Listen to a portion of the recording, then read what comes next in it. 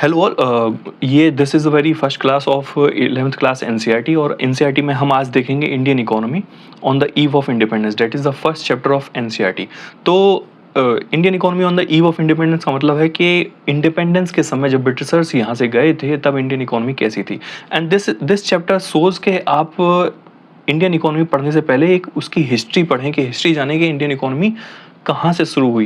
Right, जब Britishers यहाँ से गए थे तो उनकी इकोनॉमी किस हालत में छोड़ के गए थे। राइट, तो हम इसी चीज़ पे आगे बढ़ते हैं, Indian economy on the eve of independence.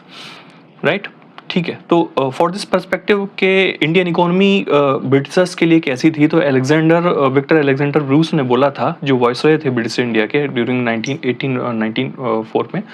तो उन्होंने बोला था कि India is a pivot of our empire. India के ऊपर पूरी सारी चीज़ें डिपेंडेंट है। If empire loses any other part, कोई और कंट्री, कोई और कॉलोनी इंडिया एम्पायर लूज करता है, ब्रिटिश एम्पायर, तो उसको कोई फ़र्क नहीं पड़ेगा। बट अगर इंडिया को लूज करता है तो पूरा एम्पायर ख़त्म हो जाएगा। ठीक है, तो ये इम्पोर्टेंस इंडिया की थी उस समय ब्रिटिशर्स के टाइम में। ठीक है, ओके। मैंने पहले से ही चीज़ें हाईलाइट कर रखी हैं। ठीक, कुछ ये अनइम्पॉर्टेंट चीज़ें हैं जो एक कहानी को सेट करती हैं। तो ये स्टोरी है, this is not important, but now यहाँ से हम स्टार्ट करते हैं अपनी को। 15 अगस्त 1947 में जब ब्रिटिशर्स गए थे यहाँ से इंडिपेंडेंट करके इंडिया को, तब इंडिया के क्या हाल थे। ठीक है, तो वी नो के इंडिया का जो ब्रिटिश इंडिया का पूरा एक जो एम था, वो इंडिया को रॉ मटेरियल सप्लायर और ग्रेट ब्रिटेन के लिए जो ग्रेट ब्रिटेन के अंदर जो इंडस्ट्रियल रिवॉल्यूशन हुआ था। ठीक, तो as you know industrial revolution 1750s में इंडस्ट्रियल रिवॉल्यूशन हुआ था ब्रिटेन में। एंड जब इंडस्ट्रियल रिवॉल्यूशन किसी जगह पे इंडस्ट्री सेटअप होती हैं तो रॉ मटेरियल्स की ज़रूरत पड़ती है इंडस्ट्री को। राइट, तो इंडस्ट्री को रॉ मटेरियल कहाँ से प्रोवाइड हो रहा था, ब्रिटेन के इंडस्ट्रीज़ को इंडिया से। ठीक है, तो इंडिया एक रॉ मटेरियल का सप्लायर बन गया था और जो इंडस्ट्रियल बेस ब्रिटेन में एक्सपेंड हो रहा था वहाँ पे उसको फीड किया जा रहा था। ठीक है, नाउ जब वो सारी चीज़ें मैन्युफैक्चर गुड हो जाती थी, मैन्युफैक्चर गुड्स को then they were exported to India. अब एक्सपोर्ट के बाद में इंडिया मार्केट भी बन रहा था ब्रिटिश के द्वारा बनाए हुए फिनिश्ड प्रोडक्ट्स का। तो एट ए टाइम इंडिया एक रॉ मटेरियल का एक्सपोर्टर था और जब इंपोर्ट करता था फिनिश्ड गुड्स का इंपोर्ट करता था। राइट, ठीक है। तो अब हम इकोनॉमिक डेवलपमेंट देखते हैं कॉलोनियल रूल के समय में कैसा था। एक इंडिया पहले इंडिपेंडेंट इकोनॉमी थी और वर्ल्ड लेवल के लिए वो प्रोड्यूस करती थी, सफिशिएंट इकोनॉमी थी। लेकिन जब और agriculture was the main source of income. Right, ठीक है। अब मैन्युफैक्चरिंग एक्टिविटीज़ भी थी, कुछ लिमिटेड अमाउंट में थी, लेकिन मैन्युफैक्चरिंग एक्टिविटीज़ भी थी और जो कि लार्जली कंसंट्रेटेड थी हैंडीक्राफ्ट के ऊपर। ठीक है, textile, metal, precious stone works में हमारा काम होता था, इंडिया में काम होता था। ठीक है, अब now this box is very important कि मुस्लिम क्लॉथ के ऊपर बात की गई है। तो मुस्लिम एक टाइप का क्लॉथ था जो जैसे डेकाई मुस्लिम भी बोलते थे। ये कहाँ था डेक्का जो बांग्लादेश की राजधानी इस समय ढाका है, ढाका को पहले डेक्का बोलते थे। तो वहाँ पे ये बनता था और वहाँ से ही एक्सपोर्ट होता था। राइट, इसको मलमल भी बोलते थे उस समय। ठीक है, तो आपने अभी भी जो ओल्ड एज पीपल हैं उनको अभी भी मलमल की चीज़ों को के बारे में, मलमल के क्लोथ्स के बारे में कहते हुए सुना होगा। तो उसको शाही मलमल और मलमल खास भी बोलते थे उस समय। राइट, तो इंडिया में जो टेक्सटाइल थी that was one of the finest और यही एक्सपोर्ट होती थी ब्रिटेन के लिए। राइट, ठीक है। Now colonial government in India were concerned more with the protection and promotion of economic interest of their home country। तो ब्रिटेन के जो इंटरेस्ट हैं उन्हीं को सर्व कर रहे थे जो ब्रिटिश गवर्नमेंट यहाँ पे थी। राइट, तो इंडिया के उन्होंने इंडिया के बारे में कोई ध्यान नहीं दिया और एक स्ट्रक्चरल चेंज बनाया इंडिया की इकोनॉमी में। क्या बनाया कि India was becoming the supplier of raw material and consumer of the finished products. तो मैंने ये जैसे आपको बताया कि इंडिया एक तरह से जो लो कॉस्ट जो रॉ मटेरियल्स हैं जिसकी लो कॉस्ट होती है उसको हम एक्सपोर्ट कर रहे थे और जो हाई कॉस्ट के जो फिनिश्ड प्रोडक्ट्स थे वो हम इंपोर्ट कर रहे थे ब्रिटेन से। इन दैट सेंस कि ब्रिटेन की जो इंडस्ट्रियल बेस है वो इंडिया की वजह से चल रहा था। राइट, नाउ नेशनल इनकम और पर कैपिटा इनकम के बारे में को एस्टिमेट करने के लिए ब्रिटिशर्स ने कोई रोल नहीं प्ले किया। राइट, लेकिन कुछ इंडियंस थे who were economist of that time, Dadabhai Naoroji, William Digby and then V K R V Rao और आर सी देसाई। तो इन लोगों ने बहुत काम किया और अपनी जो इंडिया की जो जीडीपी है और पर कैपिटा इनकम है उसको एस्टिमेट करने की कोशिश करी। And it was Rao, it is important, ये आपको नोट करके रखना है, it was Rao whose estimates, उनके एस्टिमेट्स को बहुत कंसीडर किया जाता है कि हाँ these were the one of the authentic estimates at that point of the time, right. तो एग्रीगेट रियल आउटपुट, अब आप इससे कंडीशन लगा सकते हैं इंडिया की क्या कंडीशन रही होगी कि first half of the 20th century में उसकी इकोनॉमी जो ग्रो कर रही थी इंडिया की लेस देन 2% जीडीपी ग्रोथ थी and half of percent of per capita growth केवल 0.5% की हो रही थी, ठीक है। तो India was a bit of stagnant economy, right. It was not expanding eight that point of the time जब ब्रिटिशर्स यहाँ से जा रहे थे, राइट। तो ब्रिटिशर्स ने इंडिया को बहुत बेकार शेप में छोड़ा था यहाँ पे। एग्रीकल्चर सेक्टर की बात कर लेते हैं, राइट। अब हम सेक्टर बेस्ड अप्रोच से बात करते हैं। एग्रीकल्चर सेक्टर में 85% लोग काम कर रहे थे, लाइक डायरेक्टली और indirectly. Only 15% of the people were employed in the either industrial base और may be services sector, right. अब एग्रीकल्चर कैसा था इंडिया का, जब अगर हम एंशिएंट टाइम में देखें, राइट, तो फ्रेंच ट्रेवलर बर्नियर आया था, उन्होंने बोला था कि जो इंडिया है, इंडिया एक इजिप्ट से भी बड़ा बेस है और वहाँ से भी ज़्यादा रिचर है, right. And its exports are abundant in cotton, rice, silk, sugar और बटर। तो इतनी सारी चीज़ों को इंडिया एक्सपोर्ट करता था यहाँ से, right. And it was producing for amply for its own consumption, अपने खुद के कंजम्पशन के लिए कभी भी इंडिया को प्रॉब्लम नहीं हुई। And it was largely exporter for the world market, right. And it was exporting wheat, vegetable, grains, fowls, ducks and gigs, right. And उन्होंने ये भी देखा कि यहाँ पे पिग्स की और सीप और गोट्स की बड़े बड़े फ्लॉक्स थे, बड़े बड़े झुंड थे, ठीक है। तो that means India was self sufficient और इसको इसीलिए सोने की चिड़िया बोला जाता था during the ancient period of the time. But it was Britishers who came to India and they made the agriculture system one of the worst in the world, right। And उन्होंने एग्रीकल्चर सिस्टम के बारे में भी बात करी, यहाँ पे endless number of canals उनको यहाँ दिखे थे बर्नियर को, राइट। तो that means India was one of the best in agriculture systems, right, ठीक है। लेकिन जब ब्रिटिशर्स आए तो उन्होंने इंडिया के जो एग्रीकल्चर सिस्टम को बिल्कुल स्टैग्नेट कर दिया था, राइट। एग्रीकल्चर प्रोडक्टिविटी बहुत ही लो हो गई थी और इसके क्या कारण थे, there were many reasons for it. Like first the former was land settlement system. तो जो जमींदारी सेटलमेंट सिस्टम उन्होंने बनाया था ब्रिटिशर्स ने, तो the zamindars were largely concerned कि हम अपना बस रेंट ले लें ज़मीन का, and they were not concerned कि हम एग्रीकल्चर की प्रोडक्टिविटी बढ़ाएं फार्मर्स के साथ मिलकर, राइट। तो profit, they were largely profit accruing out of the agriculture sector or they were not working for with the cultivators, right. They did not did anything for improving the condition of agriculture, right। तो जमींदारों को कोई मतलब नहीं था, जमींदार केवल rent सीख करते थे एंड इकोनॉमिक कंडीशन से कोई मतलब नहीं था।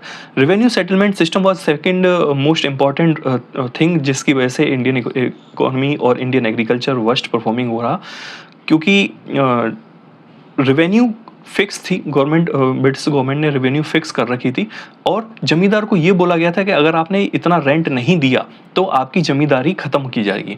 तो जमींदार हमेशा इस डर में रहते थे कि हमारी जमींदारी हमारे हाथ से ना चली जाए, राइट। तो वो एग्रीकल्चर जो कल्टीवेटर्स को एक्सप्लॉइट करते थे और उस एक्सप्लॉइटेशन का पैसा they used to fund to the Britishers, right. And not only this, low level of technology उन्होंने कोई डेवलपमेंट किया नहीं, इरिगेशन फैसिलिटीज़ और फर्टिलाइजर्स पे कभी वर्क किया नहीं। तो इस वजह से एग्रीकल्चर जो प्रोडक्टिविटी है and as well as produce वो धीरे धीरे समय के साथ में डिक्रीज होने लगी। The another feature was the commercialisation of agriculture. तो एग्रीकल्चर जब कैश क्रॉप्स आई एग्रीकल्चर में, तो the commercial agriculture is largely dependent on the export market, ठीक है। तो ज़्यादातर जो जैसे कैश क्रॉप्स हैं लाइक कॉटन, ठीक है, तो cotton was usually used in India also, but it was majorly exported during that time point of the time. लेकिन जैसे ही अमेरिकन रिवॉल्यूशन वगैरह आए तो उस समय वॉर छिड़ी थी अमेरिका के अंदर, और जो कॉटन के प्राइसेस हैं वो ड्रास्टिकली डिक्रीज हो गए थे। तो उस समय एग्रीकल्चरल जो पीपल थे जो कॉटन ग्रो कर रहे थे, they were facing a very bad shape, right, they were in very bad shape. तो this type of issues were created during the British time in the agriculture sector. तो agriculture sector एक तरह से खस्ता हाल हो गया था, right. Now moving to the industrial sector. Industrial sector में क्या था? Again the primary motive of British government यही था कि हम इंडस्ट्रियल बेस इंडिया में नहीं लगाएंगे, हम इंडस्ट्री लगाएंगे तो हम ब्रिटेन में लगाएंगे, यहाँ से केवल हम रॉ मटेरियल एक्सपोर्ट करेंगे, वहाँ पे हम पूरा फिनिश्ड प्रोड्यूस बनाएंगे एंड फिनिश्ड प्रोड्यूस को दोबारा से इंडिया में लाके सप्लाई करेंगे। So India was a supplier of raw material as well as the market for the finished goods, right. तो ये दो तरह से, दो कॉजेस में इन्होंने इंडस्ट्रियलाइजेशन को बेकार किया था, सिस्टमेटिकली डी इंडस्ट्रियलाइजेशन किया था। First is to reduce India in the state of mere exporter, केवल एक्सपोर्टर ऑफ रॉ मटेरियल्स था, उससे ज़्यादा किसी कुछ नहीं बनाना था इंडिया को। Second was to turn India into market for the finish goods का मार्केट बनाया था, राइट। तो यही चीज़ थी जो इंडिया में फोकस कर रहे थे British government and colonial government, right. उनको at the end of the day उनको अपना होम कंट्री ही बेटर बनाना था, वहाँ के इंडस्ट्रियल बेस को ही फ्यूल करना था, right. Now unemployment in India rose, because जब फिनिश गुड्स वहाँ से आएंगे, इंडस्ट्रियल बेस इंडिया में सेटअप नहीं होगा तो अनएम्प्लॉयमेंट बढ़ेगा, राइट। तो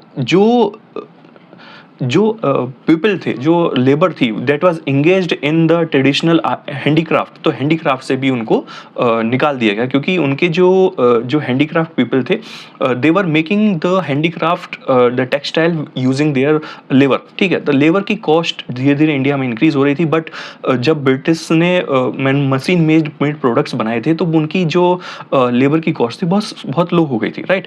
तो उससे जो फिनिश्ड गुड्स आ रहे थे, फिनिश्ड क्लोथ आ रहा था, that was a bit lower in the cost। तो जब कॉस्ट उसकी कम थी तो यहाँ पर डी इंडस्ट्रियलाइजेशन और अनएम्प्लॉयमेंट शुरू हो गया, राइट। ठीक है। Now second half of 19th century थी जब कॉटन और जूट टेक्सटाइल के प्लांट्स थे इंडिया में बने, ठीक है, फर्म्स थी सेटअप हुई। कॉटन की जो प्लांट्स थे वो यूजुअली महाराष्ट्र और गुजरात में बने थे, और जूट के जो इंडस्ट्रीज सेटअप हुई थी that usually started in Bengal. अब आपको मुझे कमेंट सेक्शन में ये बताना है कि why cotton was in the Maharashtra and jute was in Bengal, right. ठीक है। Another important thing that happened was iron और स्टील इंडस्ट्री 20th सेंचुरी के बिगनिंग में टिस्को ने लगाया था प्लांट 1907 में। तो यू शुड रिमेंबर कि किस समय किस ऑर्गेनाइजेशन ने यहाँ पर सबसे पहला प्लांट लगाया था आयरन स्टील, ठीक है ना। Other segments of industry sugar, cement, paper etcetera आए थे, ठीक है, सेकेंड वर्ल्ड वॉर के बाद में आए थे, ठीक है, लेकिन जब तक बहुत लेट हो चुका था, राइट। तब तक तो ब्रिटिशर्स ने 150 ईयर्स ऑलरेडी पास कर लिए थे, राइट।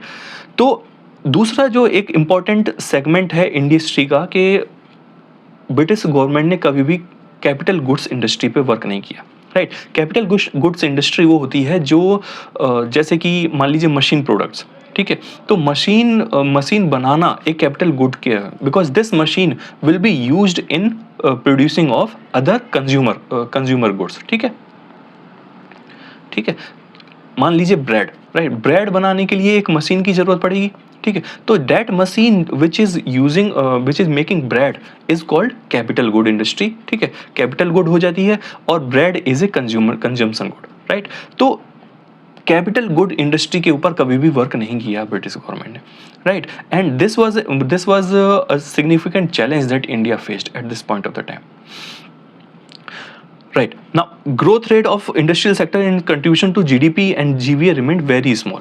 तो इंडस्ट्रियल सेक्टर का कोई सिग्निफिकेंट कंट्रीब्यूशन नहीं था इंडियन इकोनॉमी में at that point of the time. और पब्लिक सेक्टर भी लिमिटेड था इंडियन गवर्नमेंट का, right, at that point of the time.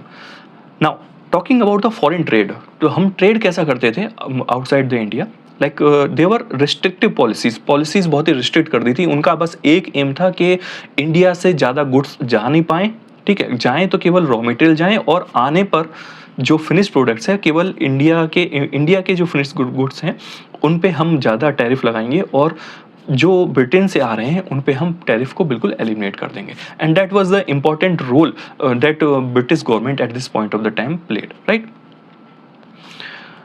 That adversely affected the structure, composition and even the volume of India's foreign trade. तो foreign trade India का बहुत ही negligible हो गया. India became an exporter of primary products जैसे कि silk, cotton, वूल, sugar, Indigo, jute etcetera. तो केवल exporter बनी थी रॉ मटेरियल की, राइट. और importer of finished goods like cotton, silk, woollen clothes and capital goods like light machinery. Machinery भी Britain से आती थी हमारी, ठीक है, हम मशीनरी भी नहीं बनाते थे. तो ये इस हालत में ब्रिटिश गवर्नमेंट ने हमें छोड़ा था. तो Britain maintain a monopoly on India's export. Export जो इंडिया से होता था ज़्यादातर ब्रिटेन के साथ होता था, ना कि दूसरे कंट्रीज के साथ, आसपास के साथ. सुएज कैनाल ओपन हुआ था और इससे ब्रिटेन और इंडिया के बीच की जो दूरी है वो और डिक्रीज हो गई थी. इससे ब्रिटिशर्स को और फायदा मिला कि they were exporting more into the Britain and importing the finished goods from there, right. अब इंडिया इतना सारा एक्सपोर्ट करता था, इट इज़ नेचुरल कि एक्सपोर्ट की सरप्लस होगी, ठीक है, हमारे पास पैसा ज़्यादा आना चाहिए था. लेकिन several essential commodities like food, grains, clothes वगैरह हम यहाँ से एक्सपोर्ट करते थे, केरोसिन एटसेट्रा, ये सारी चीज़ें. Even food was imported from the Britain, right. Bread was imported from the Britain. तो ये कंडीशन इंडिया की हो गई थी. तो जब एक्सपोर्ट सरप्लस इंडिया में हो रहा है तो इसका मतलब ये है कि एक्सपोर्ट सरप्लस से इंडिया में पैसा आना चाहिए, या तो गोल्ड आना चाहिए या सिल्वर आना चाहिए. बट यहाँ पे भी ब्रिटिश गवर्नमेंट ने एक और गेम खेला कि जो पेमेंट्स थी, जो एक्सपेंसेस थे लाइक वॉर्स, ठीक है, वॉर्स इंडिया के पैसे से जो एक्सपोर्ट हुआ, जो सरप्लस हुआ, उसी से वॉर्स फाइट कर रही थी ब्रिटिश गवर्नमेंट, लाइक, ठीक है. और again fought on the British government and even colonial जो गवर्नमेंट थी यहाँ पे, जो ऑफिसर्स थे, ऑफिसेस थे, उनके एक्सपेंसेस यहाँ पे जो इंडिया के एक्सपोर्ट सरप्लस था वहाँ से दिया जाता था, राइट. तो ऑफिसर बैठे हुए हैं ब्रिटेन में, बट उनका उनकी जो पैसे हैं, राइट, उनकी जो इनकम है वो इंडिया पे कर रहा है, ठीक है. उनकी जो सैलरीज हैं वो इंडिया पे कर रहे हैं यहाँ से, ठीक है. And import of invisible goods like may be कुछ सर्विसेज वहाँ से मंगवा ली, ठीक है. तो सर्विसेज का पैसा यहाँ से दिया जाता था इंडियन गवर्नमेंट के द्वारा. तो एक तरह से जितना भी एक्सपोर्ट का सरप्लस होता था वो ब्रिटेन में ही ले जाया जा रहा था, राइट. तो India was simply becoming a type of resource for the British empire, जो कि which is only giving to the British empire and not demanding anything from them, right. ठीक है, अब हम डेमोग्राफी कंडीशन देख लेते हैं. उस समय डेमोग्राफी कैसी थी. पॉपुलेशन इंडिया में जो सबसे पहला सेंसस कराया गया था 1881 में कराया गया था. एंड इट इज़ इम्पॉर्टेंट कि आपको याद रखना चाहिए ये, ठीक है. सबसे पहले लेकिन it was suffering from some limitations, इतना अच्छी तरह से नहीं किया गया था, ठीक है. ओके, सुएज कैनाल के ऊपर एक बॉक्स है. 1869 में सुएज कैनाल ओपन हुआ था. एंड अगर आप ये देखें तो पहले ये ब्रिटेन है, यूनाइटेड किंगडम, ठीक है, और दिस इज़ इंडिया. पहले जो शिप थे वो यहाँ से होते हुए अफ्रीका के नीचे से होते हुए तब इंडिया आते थे, राइट. बट जैसे ही सुएज कैनाल ओपन हुआ तो इंडिया और ब्रिटेन के बीच में जो दूरी है वो बहुत कम हो गई थी. And that was a big benefit to the British empire. वो यहाँ से सीधे एक्सपोर्ट कर सकते थे विद इन, और कॉस्ट भी उनकी कम हो गई थी, राइट. ठीक है, तो हम कहाँ थे, हम डेमोग्राफिक ट्रांजिशन पे थे. बिफोर 1921 इंडिया की जो डेमोग्राफिक ट्रांजिशन थे वो फर्स्ट स्टेज में थी. फर्स्ट स्टेज में हमेशा ये होता है, फर्स्ट स्टेज में high growth rate and high death rate होती है, राइट. ठीक है, तो उससे हमारी जो पॉपुलेशन है वो स्टेबलाइज रहती है. धीरे धीरे सेकंड स्टेज में क्या होता है कि हमारी जो ग्रोथ रेट है वो बढ़ी रहती है, लेकिन डेथ रेट कम हो जाती है. तो उससे हमारी जो पॉपुलेशन है वो बढ़ने लगती है धीरे धीरे, राइट. तो दिस वाज हैपनिंग 1921 से पहले हमारी जो पॉपुलेशन थी वो स्टैगनेंट थी, ठीक है, कोई ज़्यादा ग्रोथ नहीं थी. लेकिन 1921 के बाद में डेमोग्राफिक ट्रांजिशन के सेकंड स्टेज में हम एंटर कर गए थे और हमारी पॉपुलेशन बढ़ने लगी थी, राइट. सोशल डेवलपमेंट इंडिकेटर्स हमारे बहुत अच्छे नहीं थे, right. Literacy level less than 16% लोग लिटरेट थे. उसमें भी फीमेल लिटरेसी रेट अबाउट 7% था केवल, राइट. ओनली 7% फीमेल वर लिटरेट, पब्लिक हेल्थ फैसिलिटीज़ भी बहुत बेकार थी, राइट, एंड हाई इनइक्विटी बहुत ज़्यादा थी, right, when available they were not इनएडिक्वेट, right, वहाँ पे जा रहे हो लेकिन वहाँ पे दवाइयाँ की फैसिलिटीज़ ही नहीं है, राइट। तो ये सब चीज़ें थी जो ब्रिटिश गवर्नमेंट ने एक्चुअली इंडिया में ह्यूमन डेवलपमेंट इंडिकेटर्स पे वो वर्क बिल्कुल नहीं किया था, राइट। और मोर्टेलिटी के बारे में अगर हम देखें तो मोर्टेलिटी बहुत हाई थी, mortality rate was very high. तो आईएमआर उस समय का जैसे दिया गया है 218 था, जो आज के टाइम में 28 है, राइट। तो कितना ही हाई इन्फेंट मोर्टेलिटी रेट होती थी। जब बच्चे पैदा होने के बाद मर जाएंगे ज़्यादा, तो पॉपुलेशन ग्रोथ अपने आप ही नहीं हो रहा था, ठीक है। तो यही चीज़ थी, they were not, Britishers were not inclined to work for Indians in any area, right. Life expectancy India की 32 ईयर्स थी, जो आज 70 ईयर्स के आसपास में है, राइट। तो दैट मीन्स जो डेमोग्राफिक सेक्टर पे भी ब्रिटिश गवर्नमेंट ने कोई ध्यान नहीं दिया था। ओके, ऑक्यूपेशनल स्ट्रक्चर, ऑक्यूपेशन क्या क्या करते थे यहाँ के लोग, ज़्यादातर तो एग्रीकल्चर सेक्टर में ही लगे हुए थे, ठीक है। ये तो we have already discussed.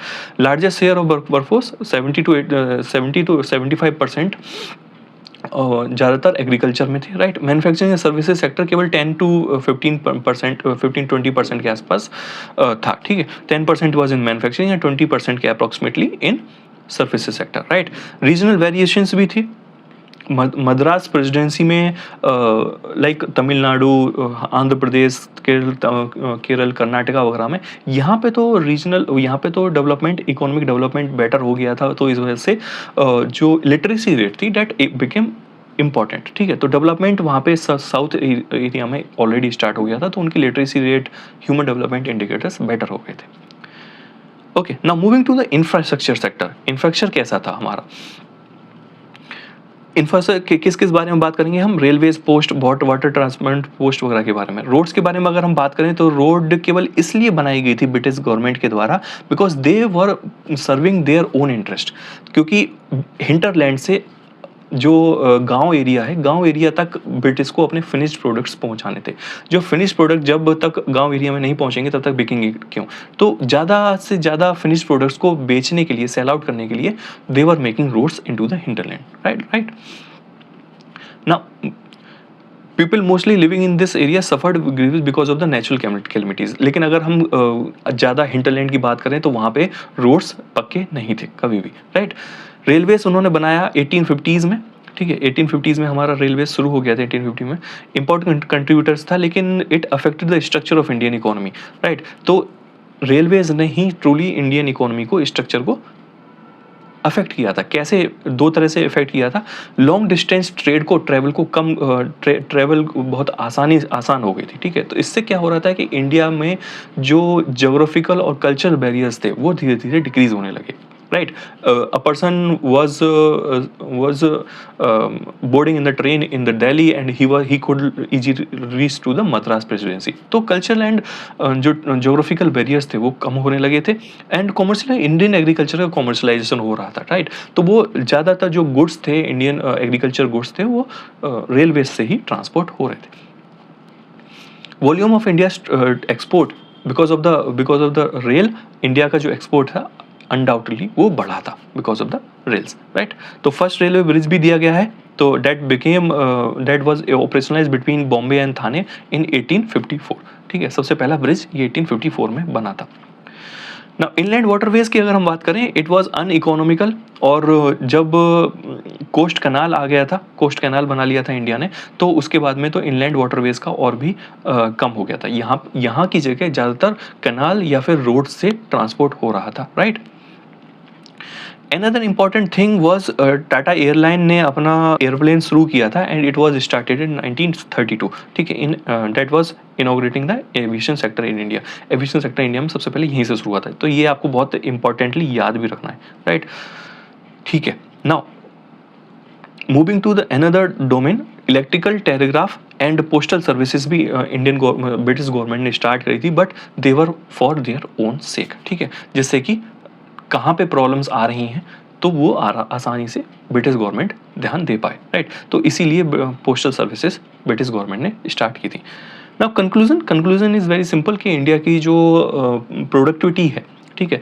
India was largely dependent on the agriculture and agriculture की प्रोडक्टिविटी और produce was very low, right. And it was because of the again because of the British empire. उनकी जो policies economic policies थी, उनके जो problems और जो उन्होंने एक्सपेंशन किया था, एक्सपोर्ट पॉलिसीज उन्होंने अपनाई थी, उसी वजह से इंडिया का ना तो एक्सपोर्ट सेक्टर बढ़ पाया बेटर तरीके से, और जो एक्सपोर्ट बढ़ा, जो भी एक्सपोर्ट था वो उस एक्सपोर्ट के सरप्लस को सीधे सीधे वो ब्रिटेन में ले गए थे, राइट. तो this was all about this Indian economy during the eve of 18 during the eve of the British, right, independence. During the independence, अब इंडिपेंडेंस पे ये कंडीशन थी, ठीक.